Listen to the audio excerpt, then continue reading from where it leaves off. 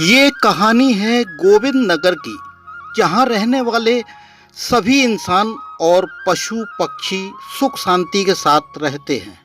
प्रातःकाल जब सूर्य निकलता है तो नगर के सभी लोग हरियाली पार्क में घूमने के लिए जाते हैं और अपने साथ में ले जाते हैं पक्षियों के लिए थोड़ा सा दाना, जिसे वह पार्क में फैला देते हैं। उस दाने को खाने के लिए हजारों कबूतर इस पार्क में रोजाना आते हैं। इससे उनका पेट भी भर जाता है और पार्क की शोभा भी बढ़ती है। इन हजारों कबूतरों का एक राजा है जिसका नाम है मनोहर।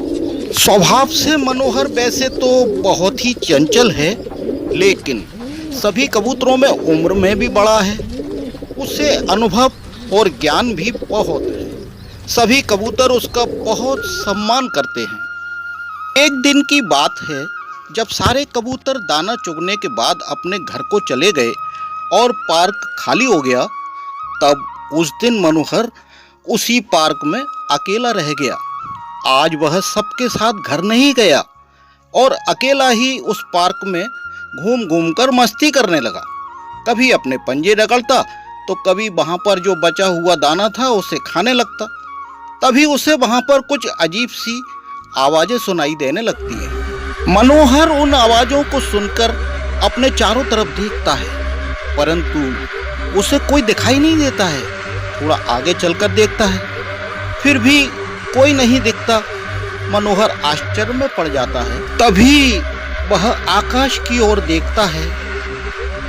अरे, ये तो यमराज महाराज हैं। मनोहर आश्चर्य भरी निगाहों से देखने लगता है। ओह, ये तो मेरी ही ओर चले आ रहे हैं और ये कुछ बोल भी रहे हैं। लगता है इन्हें कुछ गलतफहमी हो गई है, या ऐसा भी हो सकता है कि ये पृथ्वी पर कुछ अन्य काम से आए हों। अरे, ये तो मेरी ही ओर इशारा कर रहे हैं। मनोहर यमराज को देखकर बुरी कदर से डर जाता है और अनजान किसी बुरी आशंका के भय से वहां से अपने घर की ओर उड़ने लगता है। मनोहर यमराज को देखकर इतना ज्यादा डर गया था कि उसे ये नहीं सूझ रहा था कि वो किस दिशा में जाए। कभी इधर जाता, कभी उधर जाता, आखिर अपने घर पहुंच ही गया। दूसरे दिन पार्क में जब सभी कबूतर दाना चुग रहे होते हैं, तब मनोहर वहां चुपचाप बैठा रहता है। आज उसका दाना चुगने में कोई मन नहीं होता है। उसे तो बस वह यमराज का दिखना और उसका इशारा करना, यही बातें उसके दिमाग में चल रही होती हैं। वह सोचता है, आखिर अब क्या किया जाए। तभी उसके दिमाग में एक विचार आता है, क्यों ना इस समस्या का हल पक्षीराज गरुड़ से चलकर पूछना चाहिए। वह जरूर इसका कोई ना कोई उपाय जरूर बता देंगे। ये सोचकर मनोहर पक्षीराज गरुड़ के घर की ओर चल देता है। पक्षीराज गरुड़ बड़े बड़े पहाड़ों के बीच बहुत ही विशाल हरे भरे गहरे जंगल में रहते थे। जब गरुड़ जी अपने गुफा के बाहर बैठकर प्रकृति हवा का आनंद ले रहे थे, उसी समय मनोहर गरुड़ जी के घर उड़ता हुआ वहां पहुंच जाता है और वहां पर रखी एक विशाल शिला पर बैठ जाता है। गरुड़ जी कबूतरों के राजा मनोहर को पहले से ही जानते थे। गरुड़ जी पूछते हैं, मनोहर, आज कैसे आना हुआ और कुछ परेशान दिखलाई दे रहे हो, क्या बात है। तब पहले तो मनोहर सिर झुकाकर गरुड़ जी को प्रणाम करता है, फिर बोलता है उसने पार्क में जो देखा था और जिस बात से वह घबराया हुआ था, वह सारा किस्सा गरुड़ जी को बताने लगता है कि किस प्रकार से यमराज अचानक आकाश में प्रकट हुए और उसकी ओर बढ़ने लगे एवं उसकी ओर इशारा भी किया। बस उसी बात से मैं बुरी कदर से घबरा गया था। मनोहर की बातों को सुनकर गरुड़ जी भी आश्चर्य में पड़ जाते हैं। फिर बोलते हैं, देखो मनोहर, बात तो चिंता की है, लेकिन देखो तुम घबराओ नहीं।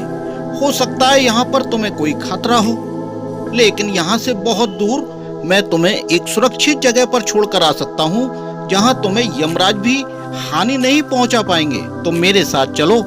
ये सुनकर मनोहर तैयार हो जाता है और गरुड़ जी उसे अपने ऊपर बैठाकर बहुत तेजी से आकाश में उड़ने लगते हैं। नगर से दूर पेड़ पौधों, जंगलों, पहाड़ों के पार गरुड़ जी मनोहर को लेकर जा रहे हैं। मनोहर गरुड़ जी के ऊपर बैठा हुआ प्राकृतिक सुंदर व डरावने दृश्यों को देखता रहता है।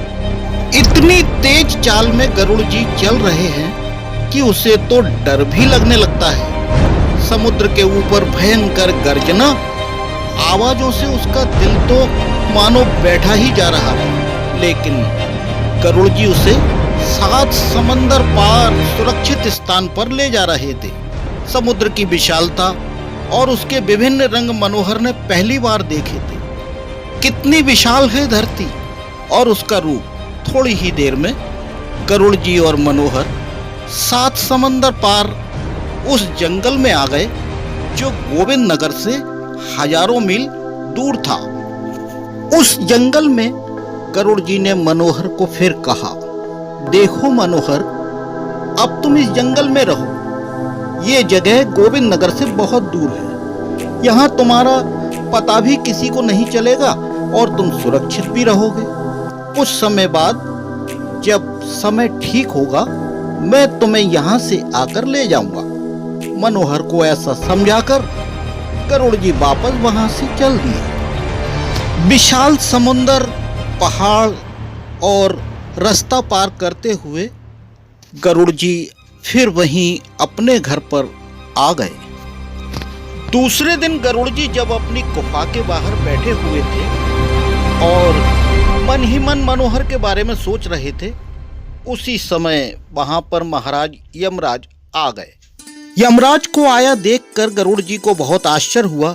इससे पहले गरुड़ जी कुछ कहते यमराज बोले, गरुड़ जी महाराज, आपने तो भगवान के कार्य को आसान कर दिया, क्योंकि जिस मनोहर को आप 7 समुंदर पार विराट जंगल में छोड़कर आए हैं, उसकी मृत्यु विधान के अनुसार उसी विराट जंगल में आज होने वाली है।